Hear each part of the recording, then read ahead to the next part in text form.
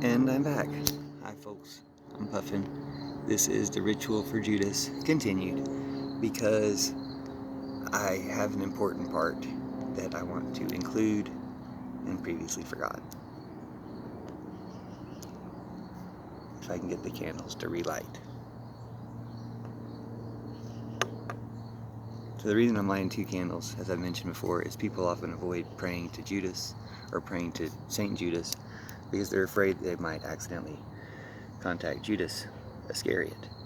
I'm lighting 2 candles to make sure we contact Judas Iscariot. Might be the same person. A lot of stuff got mixed up. So, I explained this in my other videos and how Jesus has prophesied that there will be an end of war, an end of racism, an end of poverty. The same message that Martin Luther King had. But Jesus told Judas this as a secret that would be revealed after a long time of Judas being despised. That time has come and gone. We've had a long time of Judas being despised. And now the rest of Jesus' secret will come true. It includes that we'll end war and that all these false churches that didn't quite get Jesus' message right will be replaced by Judas' church. So, welcome to Judas' church and help share it. It's completely open to everyone. It's not exclusive of other religions. In fact, it's apologetic for the ways that Christianity was an empire and tried to force itself on other countries and cultures all throughout history. That's what we got wrong, what Jesus said we would get wrong, or part of it. He mentioned a number of things. And he mentioned one main thing is that sacrificing animals was something they were doing wrong, and it was the main form of their ritual. So rituals should be good and fun. You'll see in my last video. But we are going to end war, racism, and poverty. That's the main message of Jesus' prophecy to Judas and Judas' message to us. And Judas didn't betray Jesus, he just did what he asked him to do. He didn't kill himself, he was probably murdered, so there's a little mystery there.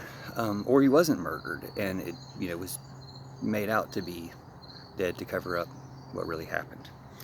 So, we're now at that time when we should be replacing war and false Christianity with the true church, the Church of Judas that Jesus predicted and laid out for us. The other predictions he's made have come true now, so this should be the time. The one other thing he predicted, the one other thing Jesus explained to Judas, was that the world was run by evil powers. Those powers do work through humans, through human governments, but they are evil powers, and they were put in place and were going to be in place for this period of time, and then they're going to be swept away. So when they're swept away, under Judas, it's the first time in human history that humanity can be run by humans.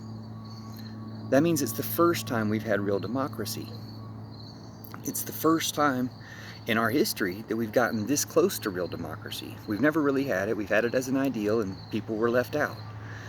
Even now that we're as close as we've ever been, there's a strong force trying to keep us back from democracy. The Republican Party, Trumpers, they're trying to disenfranchise people.